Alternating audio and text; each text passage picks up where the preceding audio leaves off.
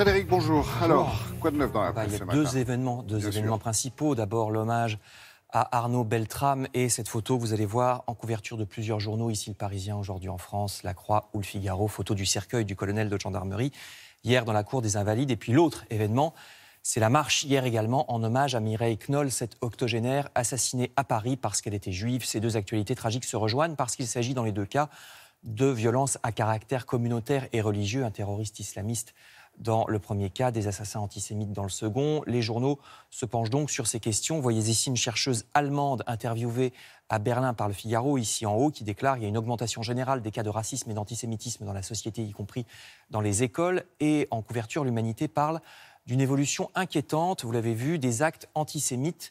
Le journal communiste a interrogé la présidente de la Commission nationale des droits de l'homme, selon qui il y aurait à la fois plus de violence et plus de tolérance entre les diverses communautés. Évidemment, ce n'est pas les mêmes gens qui sont de plus en plus tolérants que ceux qui sont de plus en plus violents. D'un côté, la société française en général semble accepter davantage la visibilité des minorités religieuses, mais dans le même temps, les actes violents, surtout antisémites d'ailleurs, ont augmenté plus 28%. L'an dernier, les Juifs, les Juifs sont la minorité qui, de loin, est la plus visée par les actes violents.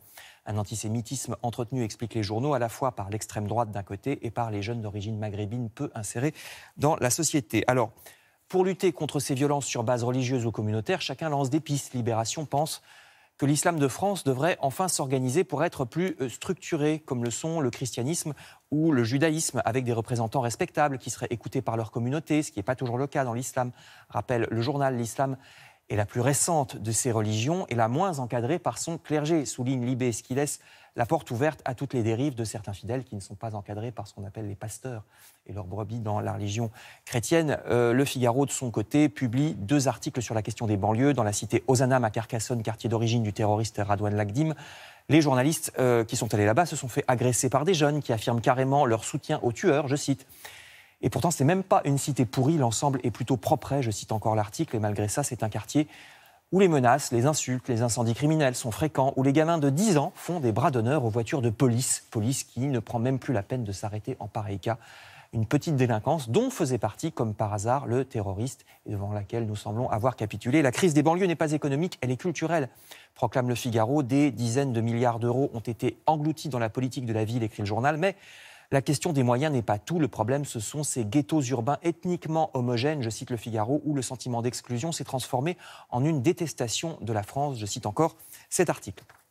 Alors, à côté de tout ça, l'autre grand titre qu'on retrouve un peu partout paraît dérisoire. Pourtant, c'est censé être l'avenir. Il s'agit de l'intelligence artificielle. Voyez ici La Croix, Libération ou Le Figaro. Le député et mathématicien Cédric Villani a remis au gouvernement un rapport pour que la France reste dans la course de l'intelligence artificielle, c'est-à-dire le développement de la recherche, de nouveaux cursus de formation, pour que fleurissent les entreprises basées sur le traitement informatique des données. Voyez encore un article à ce sujet dans Les Échos. La France a déjà des entreprises performantes en la matière, voitures autonomes ou programmes de traitement des données médicales par exemple, et sans doute est-ce effectivement l'avenir. Ça donne quand même l'impression d'une fracture sociale énorme entre ce monde ultramoderne d'un côté et celui moyenâgeux dont je parlais auparavant.